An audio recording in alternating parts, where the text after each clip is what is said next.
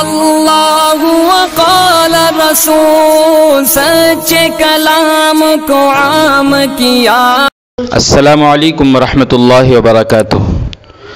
دوستوں، قربانی کے تعلق سے ہمارے علاقوں میں ایک بہت بڑی غلط فہمی پائی جاتی ہے۔ وہ غلط فہمی یہ ہے، بہت سے لوگ یہ سمجھتے ہیں کہ پہلی مرتبہ جو قربانی کی جاتی ہے وہ حضور پاک صلی اللہ علیہ وسلم کے نام سے کرنا چاہیے۔ بہت سے لوگ پوچھتے بھی ہیں کہ حضرت اس سال میں پہلی مرتبہ قربانی دے رہا ہوں، حضور صلی اللہ علیہ وسلم کے نام سے دینا ہے۔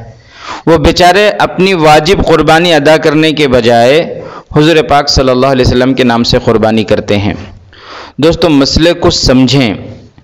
اصل بات یہ ہے کہ جب کسی شخص پر قربانی واجب ہے، جب کسی شخص پر قربانی واجب ہو تو اس پر اپنی طرف سے قربانی ادا کرنا واجب ہے، ضروری ہے۔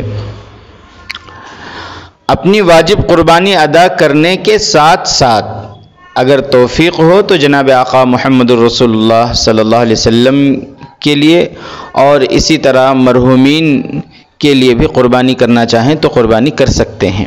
اس کو نفلی قربانی کہتے ہیں۔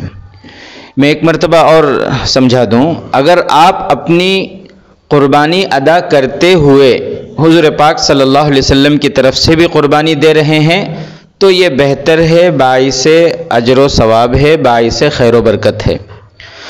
بعض لوگ اپنی واجب قربانی کو چھوڑ کر حضور پاک صلی اللہ علیہ وسلم کی طرف سے، مرحومین کی طرف سے قربانی کر رہے ہوتے ہیں، جبکہ مسئلہ یہ ہے کہ اپنے واجب قربانی چھوڑ کر دوسروں کے لیے نفلی قربانی کرنا صحیح نہیں ہے۔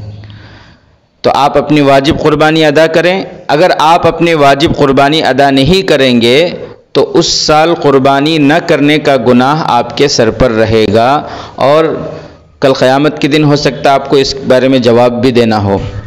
تو اس لیے بہتر یہ ہے کہ آپ اپنی واجب قربانی ادا کریں، پھر اس کے اوپر استطاعت ہو تو حضور پاک صلی اللہ علیہ وسلم کی طرف سے مرحومین کے ایصال ثواب کے لیے بھی دے سکتے ہیں۔